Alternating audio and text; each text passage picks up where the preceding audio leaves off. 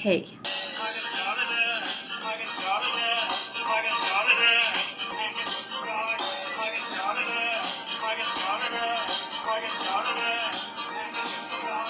So I'm working on my Environment and Natural Systems homework, which involves a jar of dirt. Yeah. So I have to tell you guys something. I did not get a private interview for Flex, unfortunately. Out of all of the people that I know who applied, only Chris and Joanne got interviews, and I think Joanne's interview was today. I haven't talked to her, but I hope it went well.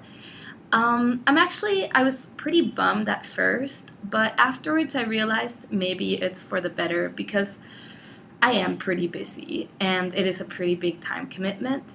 So, maybe there's a reason for me not getting that, and I'm trying to look at the bright side, and maybe that just would have been way too much for me to handle. So, I'm not too bummed about that anymore. I did, however, get a lottery ticket for the Clemson game, which is exciting because the Clemson game is really important, and apparently some tickets are running for $130. So I'm glad I don't have to pay that. And I'm just so lucky. I've gotten 3 out of 3 lottery ticket opportunities. Yay. On Saturday was the Arkansas State game, which was really awesome. I mean, the whole Saturday was just so perfect, I guess, in a way. Like, it wasn't anything particularly special. It was just one of those days when you're like, I don't think anything could have gone better today. It was just great. Kelsey's parents were in town, so I woke up in the morning. I got to meet her brother and a friend of her brother's. I got to meet her parents. Then we went to a tailgate that her uncle, who I think might be an alumni and possibly faculty of the school, holds in one of the close-by parking lots. And it was really good. There was great food, and everyone in her family was super nice. And then we ended up pretty much just throwing a football back and forth for like over an hour, which I never thought would be something that would be fun. But it was surprisingly a lot of fun, especially when we were like super pumped because we were like, yeah, our Powder Puff game is on Sunday. So it was just really exciting to throw a football because we were practicing for a Powder Puff game. So that was really fun, actually. And then after eating and throwing around the football for a really long time, we went over to the game. We were north end zone for the whole game this time. And it was just great. I mean, we got in. We sat there for a little while. We were next to Pat and Abby and some cool guys who were shirtless and covered in white. Oh, it was a whiteout game, so we all wore our whiteout shirts. And when I went to buy mine and Kelsey asked me to buy her a whiteout shirt, we waited too long, I think. I did it like Friday when we got them. So they were completely out of normal sizes. They had like youth small, youth medium, and extra, extra large. So we got youth mediums, which just fit me. And Kelsey cut hers up a little bit, but we worked it out. So it was the whiteout game, so the guys standing next to us, and I say standing because even though there's seats, when you sit in the north end zone, you don't sit, you stand on your seat the whole game, which is fun and a little bit tiring, but mostly fun. So they were completely covered in white body paint, and then they had like VT on their chests or stomachs or something, and face paint. They're pretty intense. And the whole game was just really fun. In the north end zone at the beginning, when Enter Sandman starts playing and everyone jumps, they're all metal benches, so everything shakes. Like you literally, it's like a trampoline. Like you're jumping, and then sometimes depending on how much other people jump, like you'll get a boost from jumping, and it was a lot of fun. I struggled a little bit with not falling, but I managed. Kelsey and I had to like hold on to each other while we were jumping to not fall off. And it was just great. I don't even know how to explain how great it was. It was just awesome, and it was perfect, and I could see the game, and I could actually really understand 90% of what was going on, which was just so great. And I mean, maybe not like the details, maybe not necessarily like, oh, this is a I don't know, not the technical terms, but I knew what was going on. And when something happened, I knew whether to be happy or sad about it and everything. It was a lot of fun. So then on Sunday, I had my first Powder Puff game, and we won!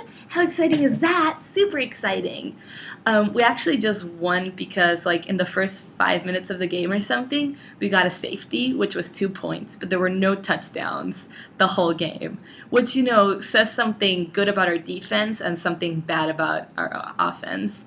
But, you know, we won, so whatever. Who cares if it was the only 2 points in the game and they were just a safety? We won our first Powder Puff game. After that, Kelsey and I went to the interview for the planning committee for Relay for Life, and there we saw Delia and Chris and Ben, and we all sat together and listened to the presentation, and then we talked to a few of the people for being in the committee. So we're supposed to hear about that tomorrow. So by tomorrow, I'll know whether I'll be in one of the planning committees. And I'm really excited for Relay for Life because it's a really huge deal here at Virginia Tech. We have been the number one collegiate Relay for Life for the past 3 years, and we broke a record 2 years ago. We broke a record last year, and the goal is to break another record this year of how much money we raise. So I'm just like, I would really love to be a part of it. Then after that, I was gonna go to this like motivational speech / dinner thing that a lot of people went to, like Justine, Ben, Shelby, and Kelsey all went. But I decided not to because I had a lot of studio homework, and I am so glad I didn't because I literally wouldn't have been close to finishing, even if I hadn't slept the whole night, if I'd gone to that thing. So I headed over to studio around 7, and I was there literally all night. It was really weird because I got there at like 7, I worked on it for a couple of hours, maybe at like 9, Shira got there and we were working on it. Definitely by 10, Shira mentioned, she was like, okay, my goal is to finish the model itself in the next hour. And I was like, yeah, we can do this. Turns out it's a lot more time consuming than we expected. We mega underestimated how much time it would take to build this thing. So by 11, we were not even close. So we were like, okay, 1 hour. In an hour, we're gonna be done. At midnight, we'll be done, and then we just need to do the sanding process, which takes a long time. So midnight. By midnight, we were not close to done. It's 2 a.m. and here's my mold in the making. Supports. I ended up finishing the actual building of mine at 5 in the morning. Finally done, kind of, sort of, and it's like 5. And then I put the first sanding coat on it and came home for a power nap of an hour and a half, went back to class because we had to be there by 8, and finished it in class. There is my mold completely finished. I poured today, so I should be able to show you how it actually looks by next week. I'm really excited. I hope it turns out well, or I am going to jump off a building. Just kidding. But I'll be very sad. I might even cry. Because I put a lot of work and time, obviously, into that. And I'm actually really excited. Like, if it turns out the way I want it to turn out, it'll come out really cool. The problem with plaster is you need to know how to mix it really well, because there's like a little window of like less than a minute of time when it's in its perfect pouring state. And if you don't pour it in that perfect state, things go wrong. So I did it a tiny bit too late, maybe like 30 seconds later than I should have.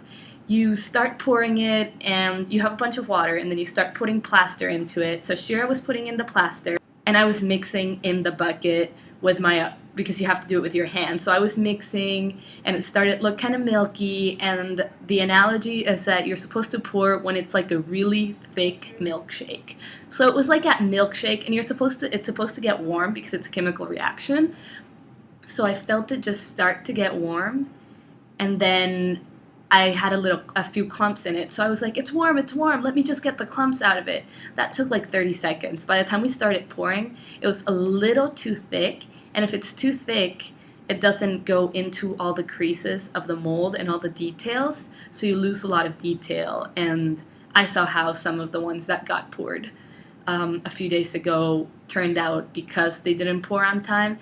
Doesn't look too great, but we'll see how it goes. Yesterday I went to this talk that a psychologist gave. His name is Dr. Kashtan, and he studies the psychology of happiness, and it was really interesting. I don't want to go into detail because I don't want my video to be way too long and you might not really care too much, but it was a really interesting thing.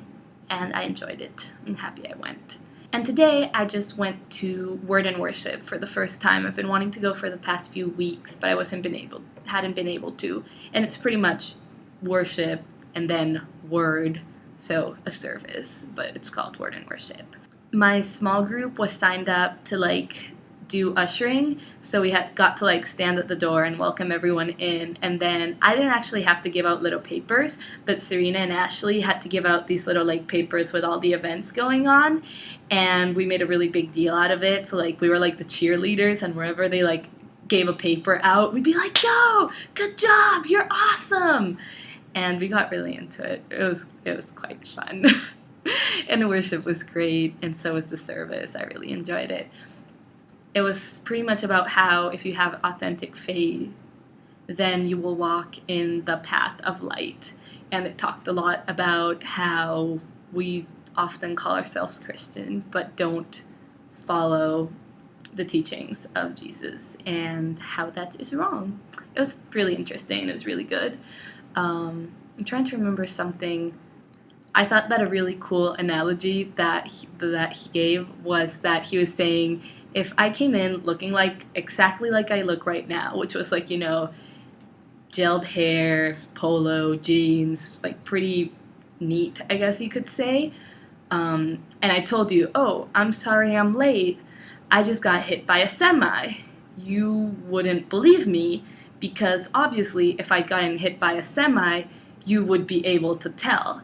And his analogy is that if you have a true relationship with God, then people should be able to tell. If you get hit by a semi, it's going to be obvious, it's going to be apparent, and people should be able to tell that you got hit by a semi. So if you have a true relationship with God, people should be able to look at you and tell that you're different and that you got hit by God in a good way.